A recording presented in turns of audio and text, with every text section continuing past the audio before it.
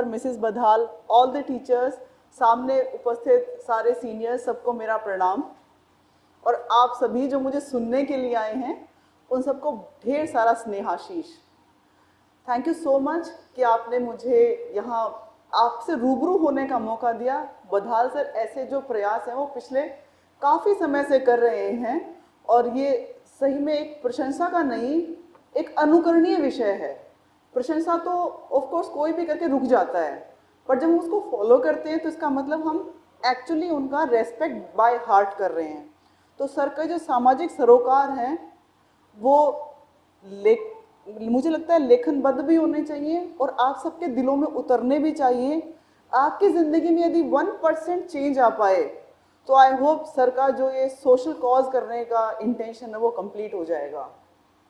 Coming back to the journey that I just had, sir ने मेरे बारे में एक छोटा सा इंट्रोडक्शन दिया। मैं अपने बारे में 2-4 बातें और बताना चाहती हूँ। यहाँ इतनी सारी बेटियाँ बैठी हैं, मैं भी इनके जैसी ही थी, बहुत उत्सुक थी। पिताजी ने बस एक बात कही थी, बेटा मैं तो गुण पढ़ियो पण ते पढ़ो जना ढंगू पढ़ियो। तो अब पूछती थी, पापा जी आप क्यों नहीं पढ़े? तो बोले मेरे छोटे बहन भाई थे, उनके दायित्वों का निर्वहन करना था। दादाजी फ्रीडम फाइटर थे, उनके ऊपर बहुत सारे केसेस चलते थे। So to address those cases in court उनको अपनी पढ़ाई 6ठी के बाद में छोड़नी पड़ी। तो माँ ने, पिताजी ने एक ही ज्ञान दिया कि जब जो करो वो ढंग से करो। जिस समय आप जो भी काम कर रहे हो, तो अगर आप पढ़ रहे हो तो ठीक से पढ़ो, खेती कर रहे हो ठीक से करो, घास काट रहे हो ढंग से काटो, कपड़े धो रहे हो ढंग से धो। मीन्स ये कि जब जहां आप उपस्थित हैं, जो काम करने के लिए आपको निर्धारित किया गया है, that work should be done well. वो काम आपको पूरी लगन से करना है। तो उसी के साथ मैं पढ़ना शुरू किया, बैडमिंटन खेला तो स्टेट लेवल बैडमिंटन चैंपियन रहे, एनसीसी में भी थी। यहाँ का और मेरे यहाँ के परिवेश में थोड़ा फर्क है। हमारे यहाँ जो प्राइवेट स्कूल हैं या सरकारी स्कूल हैं वो आपके यहाँ की अच्छी से अच्छी प्राइवेट स्कूल से भी 50 साल आगे हैं। पर इसका मतलब ये नहीं है कि आपके लिए कुछ नहीं हो सकता है। आपके लिए हमारे धर्म, मतलब मैं पूछना चाहूँ, वेदों में धर्म क्या कहा गया है? वेदों में धर्म ये है कि आप देश काल परिस्थिति के अनुसार जो आपके लिए निर्धारित कर्म है वो करना धर्म है। तो मेरे इंट्रोडक्शन में जो सर ने कहा वो सब कुछ मैंने किया था। I was a sincere student. 10th में मेरिट में आए, 12th में भी अच्छा निकला, बीएससी मेरिट में थे और मैं बीएससी हिंदी मीडियम से हूँ। मैंने रसायन विज्ञान, भौतिक शास्त्र और गणित पढ़ा है। उसके बाद में एमसीए किया राजस्थान यूनिवर्सिटी से। वो जिद थी कि मेरे को ना फ्री में एमसीए करना है, मोटी फीस देकर के एमसीए नहीं करना है। अच्छा, जिद की बात जब सर ने कही तो एक बात बीच में और घुसाती हूँ, मैं एमसीए तक घुस गई। 7वीं क्लास में मेरे पापा को एक वो था कि बच्चों को लेसन देना है। तो स्कूल से फीस 70 रुपये मांगी जाती थी, साल की फीस 70 रुपये। बड़ी चीज़ नहीं है, ठीक ठाक फैमिली से आती हूँ मैं। तो हम जाके पूछते, कहते थे पापा जी मैडम फीस मंगाई है। पापा जी फीस नहीं देते थे। दूंगा भी है नहीं। 7 दिन बाद फिर रिमाइंडर, पापा जी मैडम फीस मंगाई है, कालू बैठन गुन देगी। 2 दिन बाद में दूंगा भी है नहीं। और मैडम लिटरली क्लास में खड़ा कर देती थी, मुक्ता तेरी फीस नहीं आई। मैं घर आकर रोने लग जाती थी, पापा जी फीस दे दो। ताकि गोजिम तो इतना सारा पीसा पड़े, तुम्हें क्या पता, कल मम्मी कपड़े धो रही थी तब मैंने देखा था बहुत सारे निकाले थे, क्यों नहीं दे रहे? बोल एक बारी में दे दूंगा तो तुम्हें पैसे का एहसास कैसे होगा कि कितनी मुश्किल से कमाया जाता है। तो ये छोटे छोटे लेसन्स थे जो पेरेंट्स ने सिखाए, आपको भी सिखाते होंगे। पर वो था ना कि उस टाइम बचपन में जिद थी, अच्छा तेई पैसा कमास को हो गए। तो मैंने क्या किया, पड़ोसी के बच्चे को ट्यूशन पढ़ाना शुरू किया 7वीं क्लास में। इमेजिन करो 7वीं क्लास में कितना, मैं तो थी भी दुबली पतली सी। उसको ट्यूशन पढ़ाना शुरू किया, वो 4थी क्लास में था, उसको मैथ्स नहीं आती थी और मुझे मैथ्स अच्छे से आती थी। मुझे ट्यूशन की पहली बार में ट्यूशन के पैसे मिले 200 रुपये। अब 70 रुपया फीस और 200 रुपये मिल जाए तो मैं क्या कमान। इतना हौसला बुलंद हुआ कि उसके बाद में मैंने कसम खा ली, इसो बापू भगवान कोई नहीं दे, आज के बाद मैं 1 रुपये गुन लूँ। लिटरली ऐसा हुआ। बचपन में बच्चे सोचते हैं, आप भी सोचते हो कई बार अपने मम्मी पापा से नाराज होकर के, है ना। पर मैंने उस टाइम वो कसम खाई और उसके बाद में I literally stick to it. मैं ट्यूशन्स पढ़ाती रही। मैंने एमसीए भी अपने पैसे से किया, मैंने नौकरी तक ट्यूशन्स पढ़ाई, शादी भी अपने पैसे से करी। और ये बात बताते हुए आज मुझे गर्व हो रहा है, उस टाइम तो मुझे पता है 5 रुपए बचाने के लिए 1.5 किलोमीटर पैदल चल लेती थी कि 5 रुपए ऑटो ये कौन देगा। बहुत मेहनत करनी पड़ती है, पर वो था जिद्दी स्वभाव से बचपन से ही थी। और उसके बाद में नौकरी लग गई, शादी हो गई, बेटा हो गया, सब लाइफ सेट चल रही थी। मेरे कोई दूर की कोई फ्रेंड जो थी उसने आरएस का एग्जाम दिया था, अकाउंट सर्विसेज में आ गई थी। I was earning really well, 2.5-3 lakh रुपए महीने की सैलरी मुझे मिल रही थी।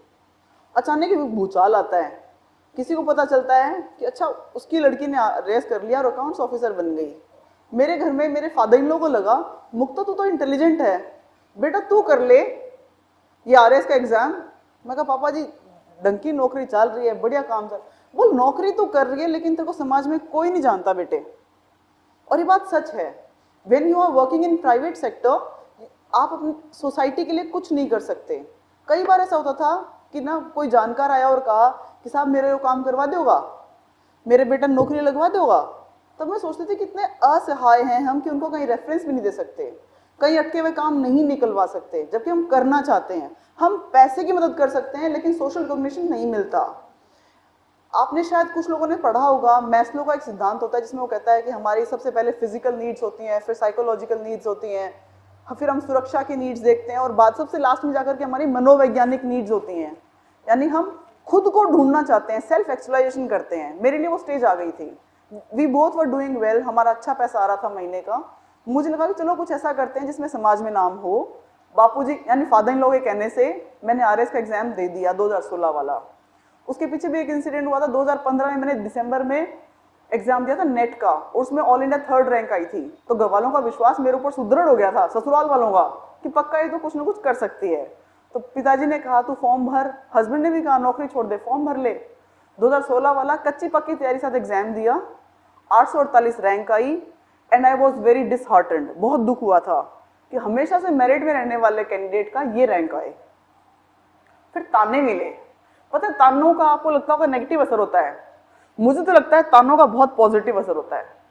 इतने ताने मिले, कैसे कैसे ताने।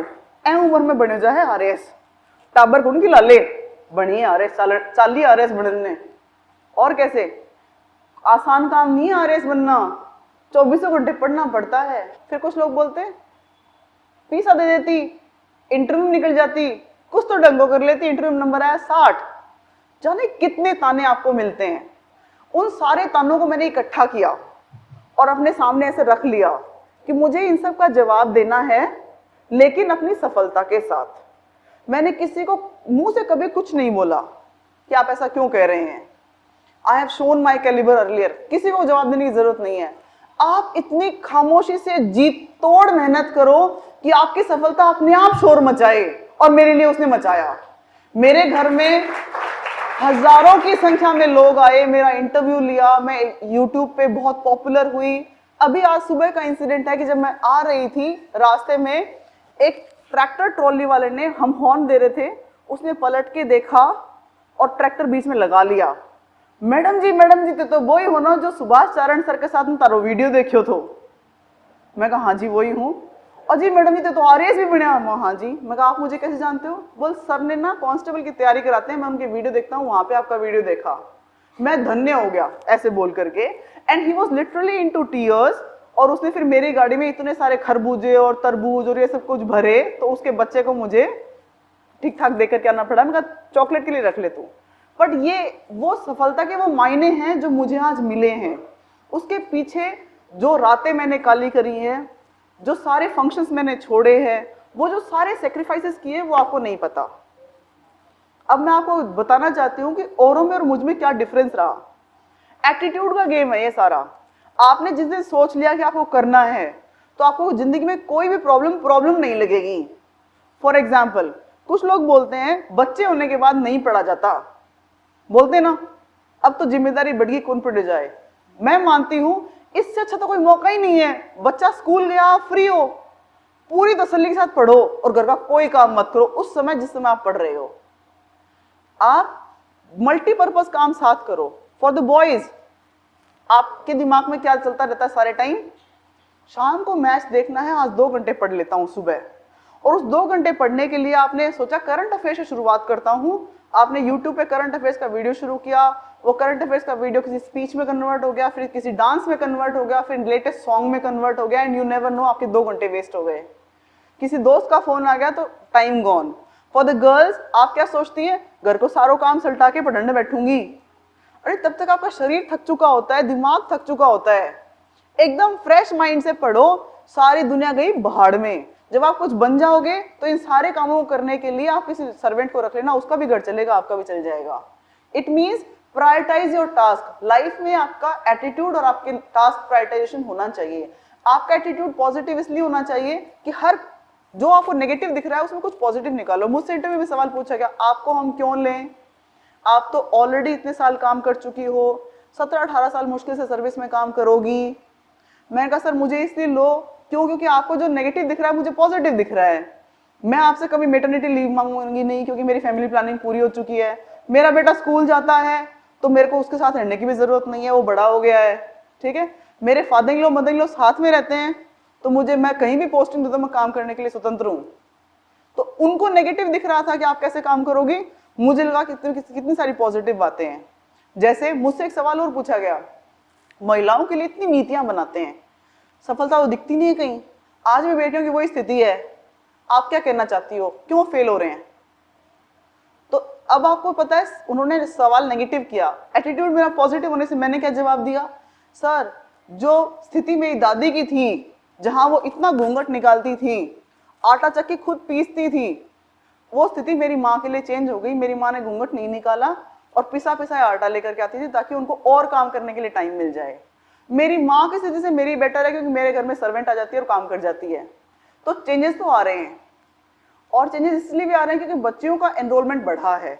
मेरे कहने का मतलब इस सारे आंसर से ये है कि you should have a positive attitude to look at the things. Perspective change करना पड़ेगा। जिस दिन आपने ये कहना शुरू कर दिया, मैं तो कहाँ पढ़ूं, मेरे कन तो किताब ही को नहीं, मैं तो कैसे शुरू करूं, मेरे पास तो गाइडेंस नहीं है, मेरे पापा तो पढ़े लिखे नहीं है। तो सर के पापा भी इतने पढ़े लिखे थे जितने मेरे पापा पढ़े लिखे थे। 6ठी क्लास फेल थे सर मेरे पापा, तो आपके 6ठी तो पढ़े थे। He was literally uneducated. मेरे पापा को तो पढ़ना लिखना आता था कम से कम, but he was never aware कि बच्चे क्या कर रहे हैं। बस उन्होंने कहा कि अपनी नेकी पे रहना, अपनी नीयत पे रहना, खुद को धोखा मत देना। हमें धोखा दोगे, खुद को धोखा दोगे तो हमें भी मिलेगा। आप खुद को मत दो तो आप किसी को धोखा नहीं दोगे। एमसीए कर रही थी मैं राजस्थान यूनिवर्सिटी में। अब आप जानते हो घरों में कैसे रिश्ते आते हैं, तो मेरे लिए कोई रिश्ता आया, किसी ने पूछा चौधरी साहब बेटी को ब्याह कर दो मेरे लिए। तो पापा जी ने कहा पढ़ रही है अभी। तो बोल के पढ़ रही है, बोल यो तो मेरे को नहीं के पढ़ रही है, पर जयपुर में पढ़ रही है, थोड़े दिन पहले कंप्यूटर दिलवा के ले आओ। तो कोई कंप्यूटर कोई कोर्स कर रही है। And when I took admission in 2001, MCA Rajasthan university से मोस्ट प्रेस्टिजियस कोर्स होता था, बट पापा को नहीं पता था क्योंकि उनकी शिक्षा उतनी ही थी। पर उन्होंने मुझे सफिशिएंट टाइम दिया। अब जिनको सफिशिएंट टाइम नहीं मिल रहा है, you should ask your parents कि पापा मम्मी मुझे टाइम दो, मैं पढ़ना चाहता हूँ या चाहती हूँ। गर्ल्स स्पेसिफिक में आपको, क्योंकि आप बच्चियां बहुत सी संख्या में पहुंची आप मुझे सुनने के लिए, आपको मैं एक बात कहना चाहती हूँ, आप में औरों से अधिक क्षमताएं हैं। क्यों? क्योंकि आप डिपेंडेबल हैं, मतलब आप वो व्यक्ति हैं जिनके ऊपर पेरेंट्स अपना घर छोड़ के चले जाते हैं बाहर काम करने के लिए। आपके भाइयों के भरोसे छोड़ सकते हैं क्या? पता नहीं कैसा मिलेगा, है ना। आप घर का सारा काम करने के बावजूद भी पढ़ लेती हो, तो यानी आप में औरों से अधिक क्षमताएं हैं। आपने विकास कर रखा है क्षमताओं का, आपने वो एटीट्यूड डेवलप कर रखा है कि आप में रेस्पॉन्सिबल फैक्टर है। तो उस रेस्पॉन्सिबल फैक्टर को और आगे बढ़ाओ और दिखाओ कि हाँ पेरेंट्स हम आपका नाम रोशन करने के लिए अवेलेबल हैं। आरएस इकलौता एग्जाम नहीं है जो आपको पास कर सकते हो, बहुत सारी वैकेंसीज निकलती हैं, पर हमें अवेयरनेस नहीं होती। 10वीं के बाद में बच्चा सोचता है मैं 3 ही स्ट्रीम में जा सकता हूँ, पर कम से कम 25 स्ट्रीम तो मुझे पता है जो कर सकते हो आप लोग।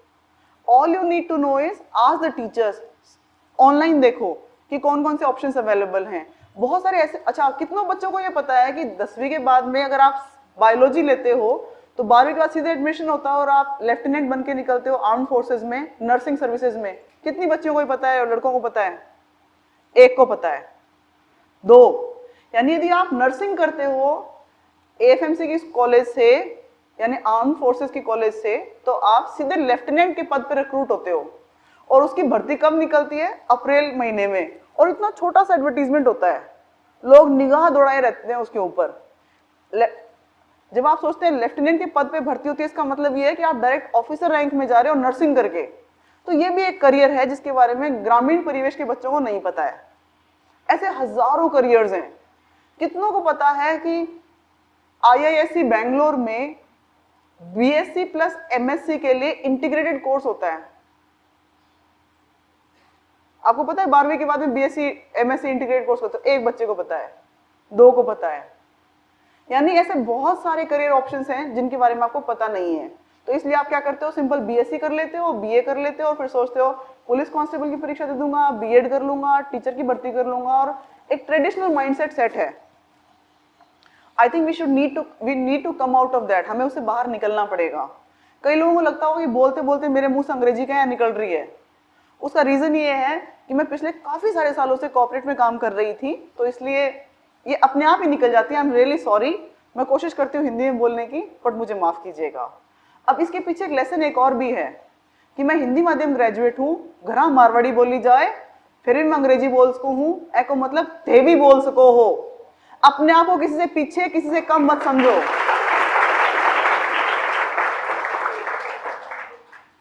हमारा शरीर जो है एक आटा चक्की की तरह है। आटा चक्की में बाजरा डालते हो, बाजरे का आटा निकलता है। गेहूं डालते हो, गेहूं का। मोठ डालते हो, मोठ का। तो आप, हमारे शरीर में इनपुट के माध्यम क्या है? ज्ञानेंद्रियां। तो आंखें, कान, मुंह, नाक और स्पर्श, यही तो है 5 ज्ञानेंद्रियां। तो आपकी आंखों से जो मुंह में, जो दिमाग में घुसेगा, जो आपके कानों के माध्यम से दिमाग में घुसेगा, वो मुंह से निकलेगा, हाथों से निकलेगा। तो जिनको लगता है कि मेरी अंग्रेजी कमजोर है, उन सबके लिए एक ही लेसन है कि यदि मेरी सुधर सकती है तो आपकी भी सुधर सकती है। यदि मैं एट द एज ऑफ 38 सोच सकती हूँ कि मुझे एग्जाम देना है और मैं उसको पास कर सकती हूँ, तो आप में से अधिकांश बच्चे तो मुझसे आधी एज के हो। आप तो कुछ भी कर सकते हो, कुछ भी। आज सोच लो कि मुझे यहाँ से सुरंग खोद करके उस साइड निकलना है रोड के, तो 7 दिन में निकल सकते हो। सिर्फ अपनी क्षमताओं को पहचानो, अपने आप के ऊपर विश्वास करो, आप कुछ भी कर सकते हो। आप में अनंत क्षमताएं हैं। अब यह कि मार्गदर्शन कहाँ से मिले? एक तो सर ने बहुत अच्छा इनिशिएटिव ले रखा है। दूसरा, जब भी आप मोबाइल फोन का इस्तेमाल करो, कृपया शॉपिंग के लिए ना करें। खरीदनी होती है एक टी शर्ट और आप 5 घंटे तक ये निर्णय नहीं कर पाते कि टी शर्ट कौन सी ली जाए। दूसरा, YouTube का टाइम वेस्टेज है। पूरे वर्ल्ड में प्रोडक्टिविटी रिपोर्ट अगर आप देखोगे, यानी बच्चों की जो उत्पादक क्षमता, यानी आप जो काम कर सकते हो, वो क्षमताओं का ह्रास हो रहा है बिकॉज ऑफ YouTube। इस प्लेटफॉर्म से भी मैं ये बात बोल रही हूँ। हो सकता है वीडियो YouTube पे भी जाए, लेकिन YouTube उन लोगों के लिए जो जीवन की दूसरी पारी खेल रहे हैं, या जो वेल सेटल्ड हैं, जिनका बिजनेस पहले से सेटल्ड है, महीने की तनख्वाह पक्की आ रही है, वो लोग देखो। आप लोग वहां देख करके क्या कर रहे हो? अपना टाइम, अपना करियर, अपने माँ बाप के सपनों को वेस्ट कर रहे हो। तो प्लीज वो 2 काम भी मत करो।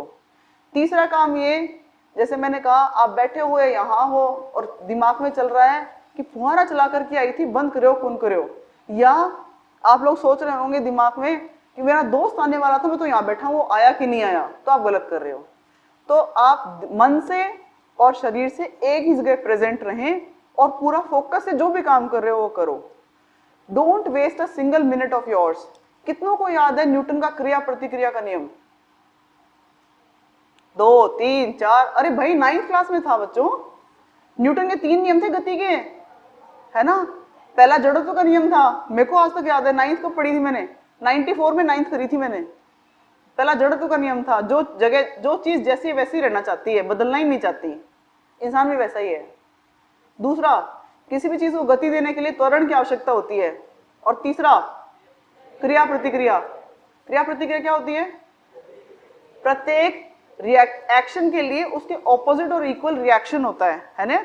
यानी किसी भी क्रिया के लिए उसका विपरीत और उसी मैग्नीट्यूड का प्रतिक्रिया होगी। सोहनलाल जी आ गए हमारे बीच में, 2021 मैच के IAS ऑफिसर हैं। सोहन सर, आपका बहुत बहुत स्वागत है।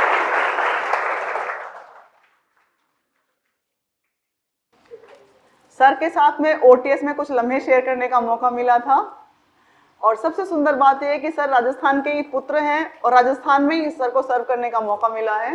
तो सर, एक बार फिर से करतल ध्वनि के साथ आपका बहुत बहुत स्वागत है। You may all please can take your seats. Kindly be seated. तो सर हम बात कर रहे थे कि what are the basic qualities one should have.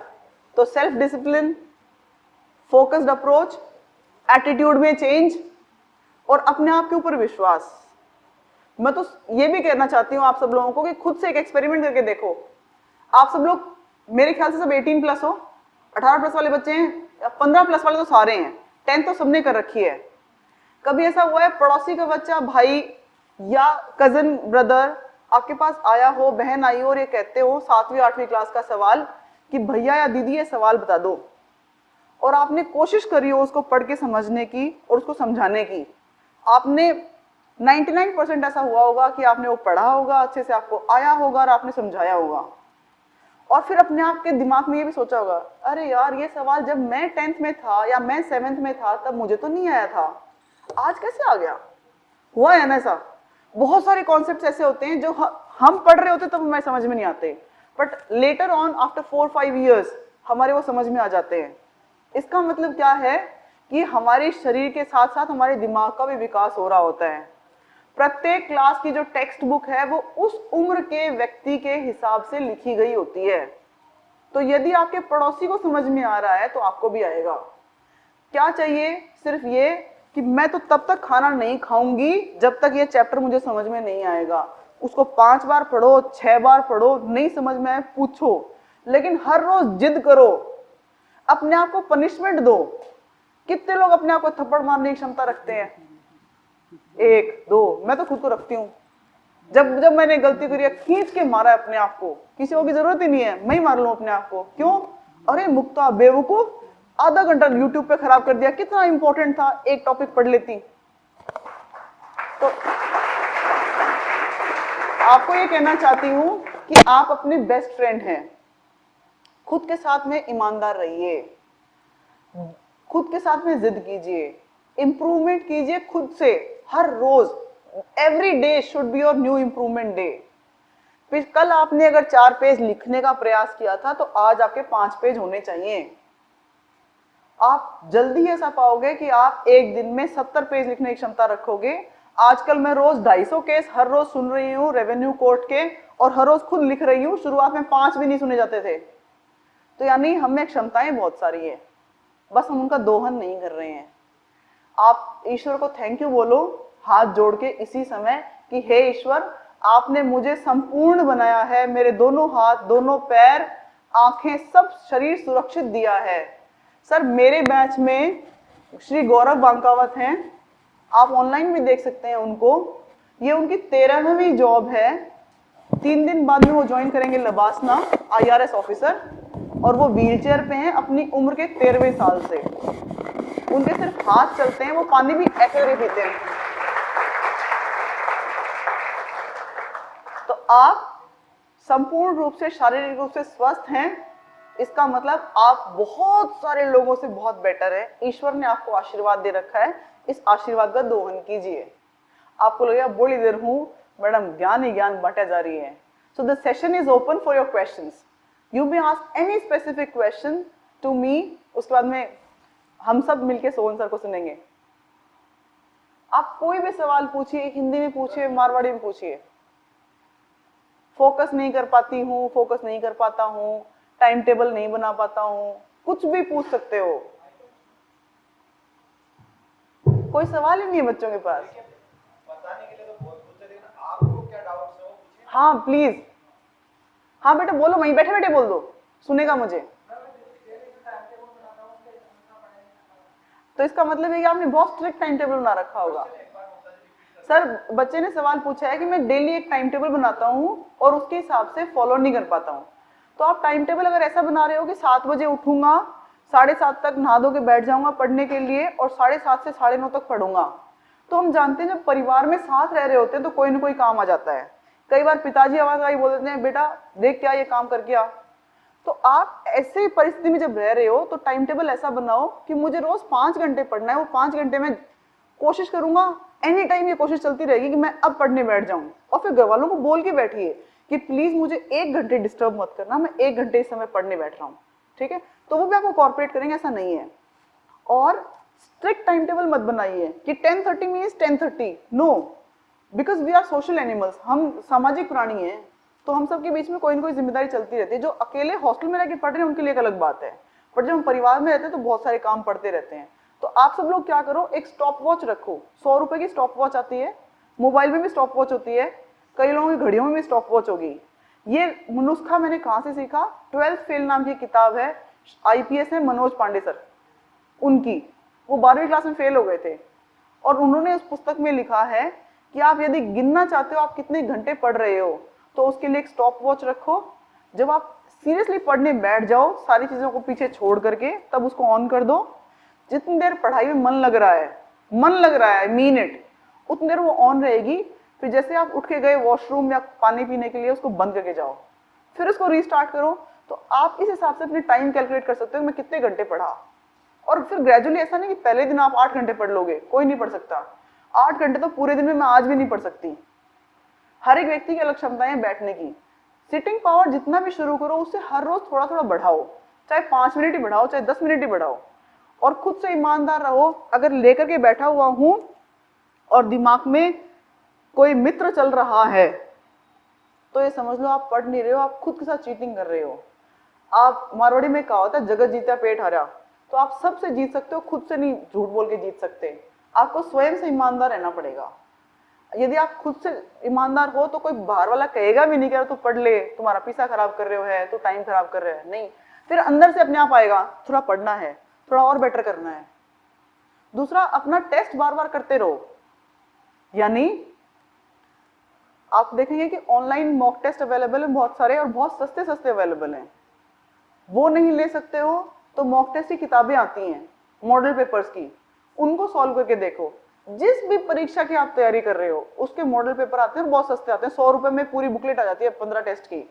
एक टेस्ट लगा के देखो कितने घंटे में पूरा हो रहा है, उसमें जो गलतियां निकली उनको अलग रखो। दूसरे टेस्ट को बिना, ईमानदार रहना, पलट के मत देखना क्वेश्चन कौन कौन से हैं, पहले ही तैयारी करो, रिवाइज करो, दोबारा लिख के देखो कितने टेस्ट क्वेश्चन सही हो रहे हैं। तो यानी आपको बार बार में आत्म परीक्षण करना पड़ेगा और उसी से आप फिर उत्कृष्टता की तरफ जाओगे। कोई और क्वेश्चन? हाँ बेटे, पढ़ा हुआ याद कैसे रहे? अच्छा ठीक है, तेरा फेवरेट गाना कौन सा है?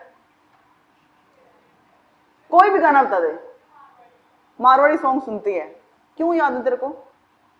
बोल बेटी। बार बार सुनती है, खुद के पास तो जवाब है। जो आप बार बार पढ़ोगे आंखों से कैसे निकलेगा? कितने जनों ने राष्ट्रगान हर रोज गाया है? हम सब गाते हैं। अगर सपने, हम नींद में सोए हुए हैं और उसी टाइम अचानक बजने लग जाए धुन, तो हम खड़े जाते हैं। क्यों? क्योंकि वो इतनी बार कानों में घुसा है, वो सेट हो चुका है। तो जो गाने हमें याद है वो क्यों याद है? क्योंकि हमने बार बार अभ्यास किया है। और सवाल? हाँ बेटे।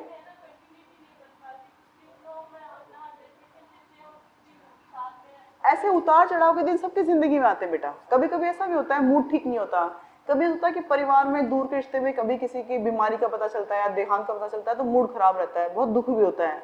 लेकिन उस दिन जीरो मत करो। किसी दिन आपने 100% किया, किसी दिन आपने 80% किया, 60 भी किया, पर जीरो मत कीजिए। दूसरा ये कि जैसे आप खुद ही इस बात को स्वीकार कर रहे हो कि हमेशा बराबर पढ़ाई नहीं हो पाती, जिस दिन कम होती है उस दिन आप आत्मग्लानि कीजिए।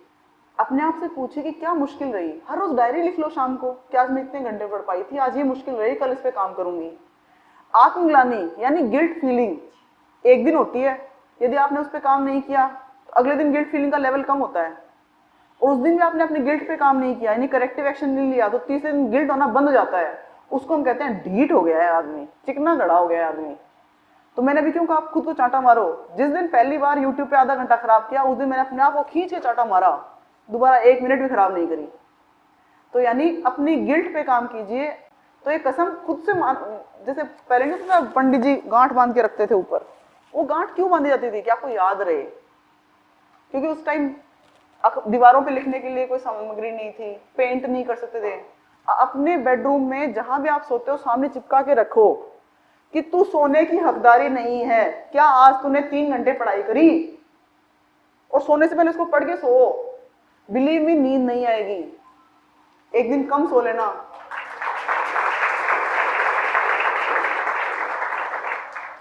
और सवाल, एक बार सामने बैठा है उसको पहला मौका मिलेगा। हाँ बेटे बताओ। आईएएस की तैयारी, ये सवाल सोहन सर अच्छे से एड्रेस करेंगे, he is an IAS officer. हाँ बेटा, आरएस के लिए तैयारी शुरू कैसे करें, मटेरियल क्या होना चाहिए?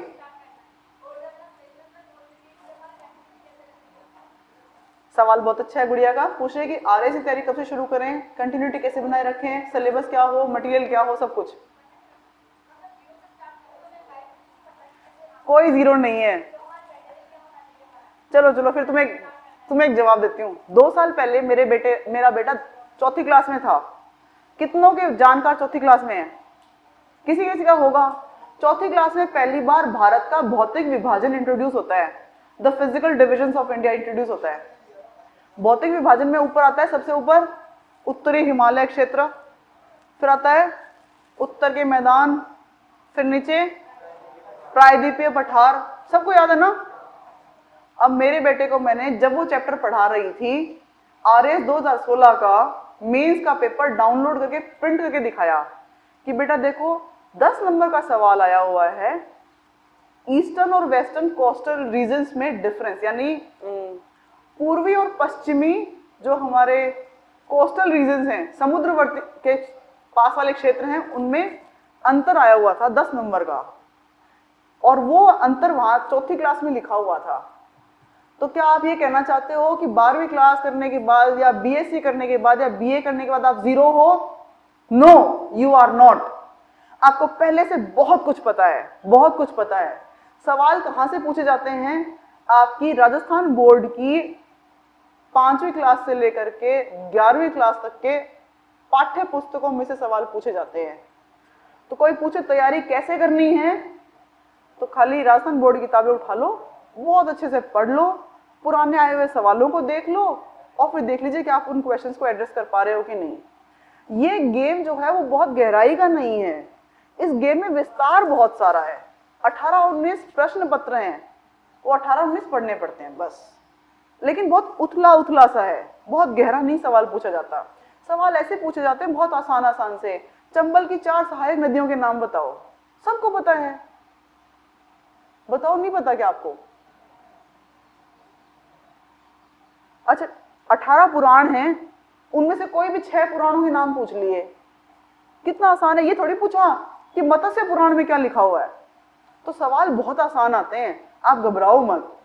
आप तो क्या करो, आपके जो भी जूनियर ब्रदर्स सिस्टर्स या कोई भी हैं, उनसे राजस्थान बोर्ड की किताबें लेकर के पढ़ना शुरू कर दो और अपने सामने रखो आरएस का सिलेबस, जो आप आरपीएससी की वेबसाइट से डाउनलोड कर सकते हो। पुराने प्रश्न पत्रों को देख लो कि सवाल कैसे कैसे आते हैं, आपकी दिशा अपने आप सेट हो जाएगी। और दूसरी बात यह कि आज के दिन तो आपके पास में ऑनलाइन बहुत सारे प्लेटफॉर्म्स अवेलेबल हैं, घर बैठ के तैयारी करो, उससे अच्छा कोई जगह ही नहीं है। इतना अच्छा खाना पीना मिलेगा, केयर करने के लिए पेरेंट्स मिलेंगे, माँ मिलेगी जो ये कहेगी बेटी थक गई है, बेटा थक गया है, चाय बना दूं। हॉस्टल में कोई नहीं पूछने वाला है, तो हॉस्टल की लाइफ से तो बेटर है घर बैठ के अच्छी तैयारी करो। हाँ, जब वैकेंसी अनाउंस हो जाए तब आप मॉक टेस्ट लिखने के लिए जरूर जयपुर जाओ और आओ, या यहाँ बैठ के लिखो, लेकिन उसमें रेगुलर बने रहो। वो लोग जो खुद पे कंट्रोल नहीं कर पाते हैं, उन लोगों को तो बाहर से पुश की जरूरत है, और ऐसे लोग आसानी से आरएस बनते भी नहीं है।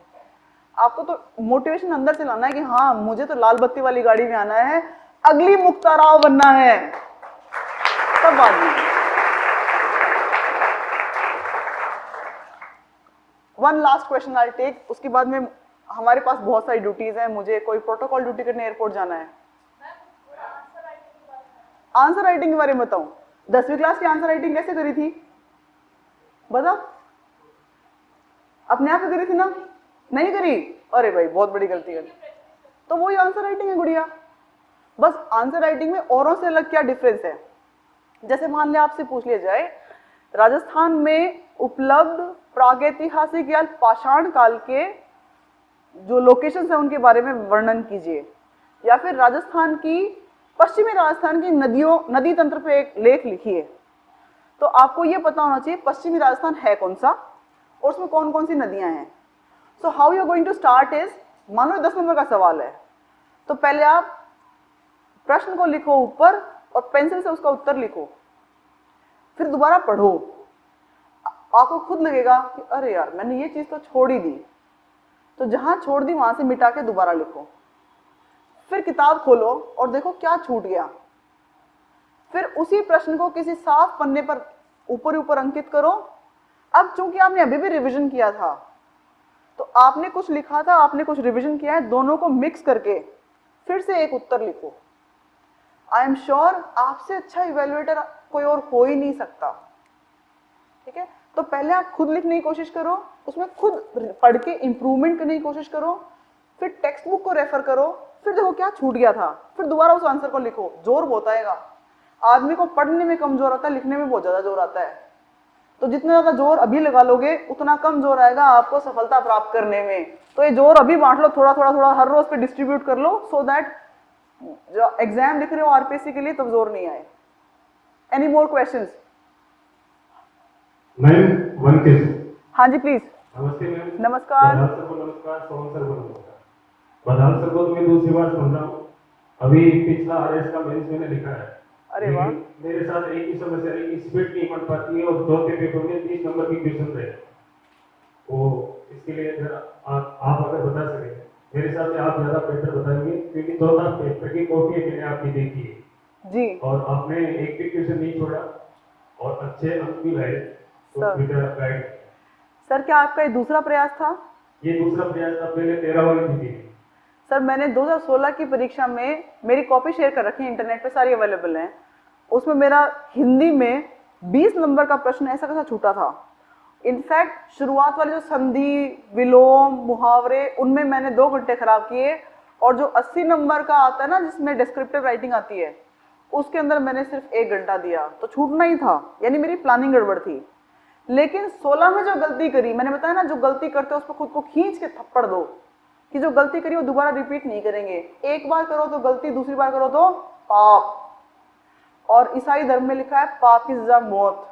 मौत किसकी? आपके सपनों की, आपके टाइम की, आपके पेरेंट्स के अरमानों की। तो सर जो गलती आपने 13 में करी उस पर आपको काम करना चाहिए था। मैंने तो इस बार ये प्रण कर रखा था कि मैं इतने मॉक टेस्ट लिखूंगी कि मेरा कोई प्रश्न नहीं छूटे और समय से पहले पूर्ण हो। आप जानते हो, आपने भी परीक्षा दी है सर, पेपर 4 कितना लेंदी आता है। मैंने 2 घंटे 45 मिनट में पेपर 4 कंप्लीट कर लिया था। जो लोगों का 20-20, 30-30 नंबर का छूटता है, मेरा 2 घंटे 45 मिनट में कवर हो गया था। उसके पीछे कुछ टिप्स एंड ट्रिक्स होती हैं। वो टिप ये थी पहली तो कि आरपीएससी आपको मिसलीड करने के लिए 6 पेज खाली देती है निबंध लिखने के, और ऊपर लिखती है निम्नलिखित विषयों में से किसी एक के ऊपर 250 शब्दों में निबंध लिखिए।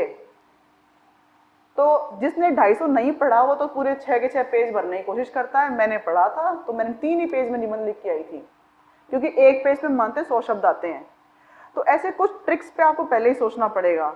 And you need to also think कि 20 नंबर के निबंध में आप मैक्सिमम 12, 13, 14 नंबर ले सकते हो, लेकिन वो इतने पेज भरने के चक्कर में आपका संधि, विलोम, मुहावरे वो छूट जाएंगे, तो उनमें तो गणित के नंबर मिलते हैं। तो all you need to do is when you know कि आपकी क्या कमजोरी है, उसको पहचानो, उसको करेक्टिव एक्शन एडवांस में ही ले लो। मेरी खुद की भतीजी, जेठ जी की बेटी, सर 2018 में मेरे साथ तैयारी कर रही थी, उसका नहीं हो पाया था प्रीलिम्स भी, फिर उसने दोबारा से 21 के लिए तैयारी शुरू करी। तो मैंने कहा बिटिया मेरे पास में पुराने मॉक टेस्ट लिखे हुए हैं, मेरा रिजल्ट नहीं आया था उस टाइम तक। मैं कहा तेरे को कॉपी चाहिए? कहती नहीं चाची नहीं चाहिए। तो मैंने क्या किया, जैसे एग्जाम हुआ उसके बाद में वो 22 कार्टन भर करके मॉक टेस्ट लिखी हुई कॉपियां कबाड़ी वाले को दे दी। मैं कहा भाई तू ले जा, जितने बिके उतने तू जाने, तेरा काम जाने, मेरे को इनको और नहीं देखना है। तो मैं इन सबसे क्या कहना चाहती हूँ, 22 कार्टन भर के मॉक टेस्ट की कॉपी लिखने का मतलब है वो मैंने हर सैटरडे संडे को लिखी हैं, 1 से अधिक कोचिंग संस्थानों में जाके लिखी हैं। इतनी बार अभ्यास करो, इतनी बार अभ्यास करो कि सफलता जख मार के जरूर आएगी।